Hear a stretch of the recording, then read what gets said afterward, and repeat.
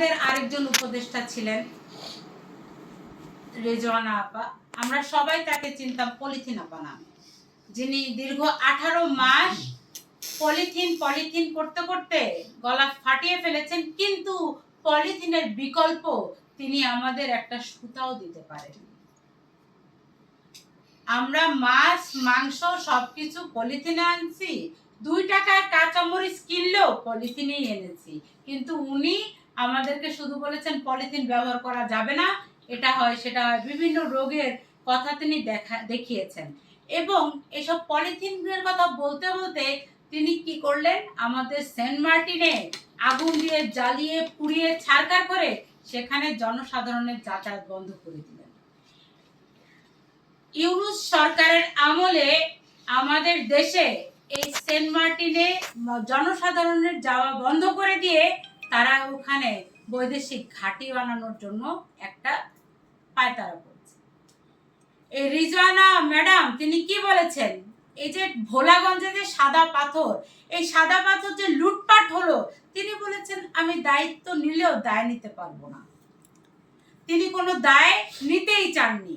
পাথর দেদারসে গিয়েছে এবং বেশিরভাগ সময় বিভিন্ন রকম পরিবেশের ক্ষতি হয়েছে, আর তিনি শুধু সংবাদ সম্মেলন করেছেন, সুযোগ পেলে বলেছেন আপনারা হর্ন বাজাবেন না, আর আমাদের পিছনে হর্ন বাজাতে বাজাতে আমাদের পুরো দেশটাতে হর্ন বাজিয়ে দিয়ে তিনি চলে গিয়েছেন।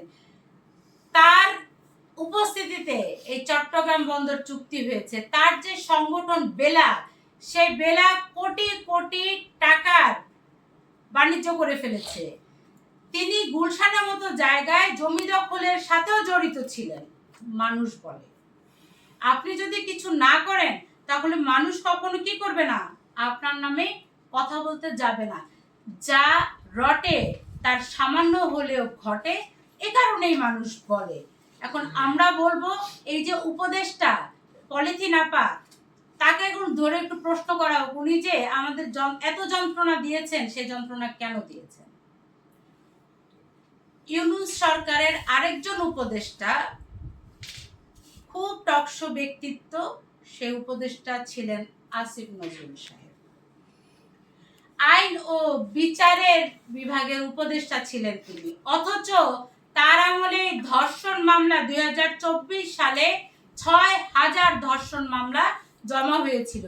2025 সালে 8000 ধর্ষণ মামলা জমা হয়েছিল। এটা তো শুধু গণমাধ্যমের রিপোর্ট।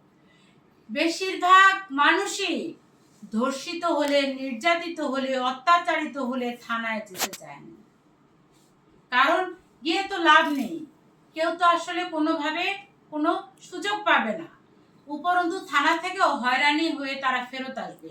এই কারণে ধর্ষণ মামলা যদিও 6000 বলে, নতুন ধারা বাংলাদেশের মতে এটা দ্বিগুণ, কিন্তু কোনো ধর্ষণ মামলারই কোনো সুরাহা করতে পারেননি এই আসিফ নজরুল সাহেব। এমনকি যে মাগুরার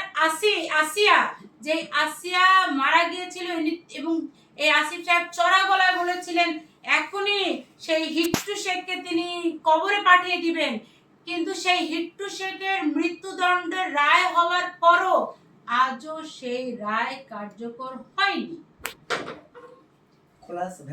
এমন অথর্ব যে উপদেষ্টা, এই উপদেষ্টা সব সময় আমরা দ্বিমুখী ব্যক্তিত্বটাই দেখেছি। এই অথর্ব লোক উপদেষ্টা হিসেবে